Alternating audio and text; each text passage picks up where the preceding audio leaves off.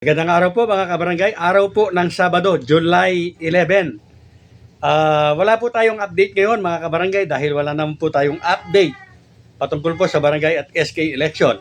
Subalit may pupuntasan lamang po tayo doon po sa mga napanood po natin na sinasabi po ni Madam D, ang Liga President ng buong Pilipinas. Siyempre po, bago ang lahat, kayo po ay aking inaanyayahan na mag-subscribe. Pakiclick po ang notification bell at all para palagi po kayong updated sa aking mga bagong videos. Yan nga po, napanood po natin si Madam D at kanya pong sinabi o sinasabi na sa lahat po ng tatakbo, lalong-lalo na sa mga aspirant, ay kailangan daw po na handa po kayo, handa magsakripisyo, handa po na manungkulan, magsilbi ng tapat kahit ang honoraria po na tinatanggap daw ay napakababa lang. Yes po, binanggit po ni Madam D na may mga barangay po na 3,000 lang daw po ang honoraria at napakaliit daw po ng budget. Tama po, marami po sa mga remote barangay ang talagang hirap na hirap po, napakaliit po ng kanilang ira. Hindi na pala ira yung tawag ngayon. Nakalimutan ko lang kung anong tawag dyan. So ma'am, alam po pala ninyo na may mga barangay po na napakaliit po ng budget. At maliit din yung tinatanggap na honoraria ng mga barangay captain, kagawad, at mga SK. Siguro po ay gumagawa naman kayo ng paraan para madagdagan naman at mataasan yung budget po ng mga remote area o remote barangay. Napakaganda po kung magagawa po ninyo ng solusyon yan, mga madam, na bigyan po ng karagdagang budget ito po mga maliliit na barangay po na ito. At napakaswerte naman po mga kabarangay, may mga barangay din po sa Pilipinas na mayayaman. 10 milyon, 100 milyon po yung kanilang budget. Kaya may mga barangay po na isaayos, napakaganda po ng infrastruktura nila at yung mga kanal nila ay okay na okay, hindi sila binabaha. Dahil malaki po yung budget nila, napapagawa po yan ng isang tapat at mapapagkatiwala ang barangay officials.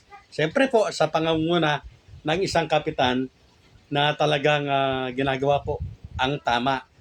Pero without madam, siguro naman po ay alam din po ninyo na napakarami po ng mga barangay captain na milyones din po ang budget na paldo-paldo.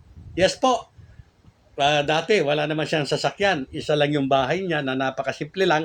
Pero ngayon po, napakaganda ng bahay. Ang dami po na mga mamahaling sasakyan. Madam, yan po ay nangyayari at siguro po ay alam din po ninyo yan. Kaya lamang hindi ko naman po kayo sinisisi, madam. At hindi ko rin sinasabi na kasalanan po ninyo iyan. Siyempre, ang may kasalanan po dyan, lalong-lalo na kung re-electionist na itong kapitan na ito, kayo na mga botante. Nasubukan na ninyo yan. Nakita na ninyo na wala naman siyang ginawa sa dami at napakalaki ng pondo ng inyong barangay. Walang nagawa, walang ginagawa, walang ginawa. Pero nakita nyo yung pag-unlad ng kanyang pamumuhay.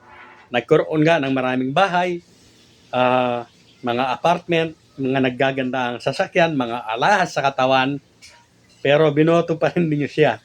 Kayo ang may kasalanan. So, ito pong darating na barangay at SK election po na ito, kung ganyan po yung inyong kapitan, naisa inyong mga kamay po para palitan na siya, wag na natin siyang iboboto uli. Palitan na po siya ng bago. Sumubok po kayo ng bago at baka yan po ay mag-function talaga ng mabuti. At sa lahat naman po na mga may barangay captain, mga barangay kagawad, barangay officials na talagang naging tapat po sa kanilang mga tungkulin, hindi nagpayaman, pinaganda, inayos ang barangay, ibalik po natin silang muli. Yes po, suportahan po natin silang muli mga kabarangay. Unang-una po, ito nga po ay 4 na taon pong mauupo yung mga mananalo sa ngayon. Kaya wag na po tayo sanang magkakamali mga kabarangay. Pumuli po tayo Pumili po tayo ng karapat-dapat kung kailangan na pong palitan ang inyong nakaupong kapitan. Pero, uulitin ko po, kung siya po ay naging tapat at gumanap ng tapat, ibalik sa serbisyo.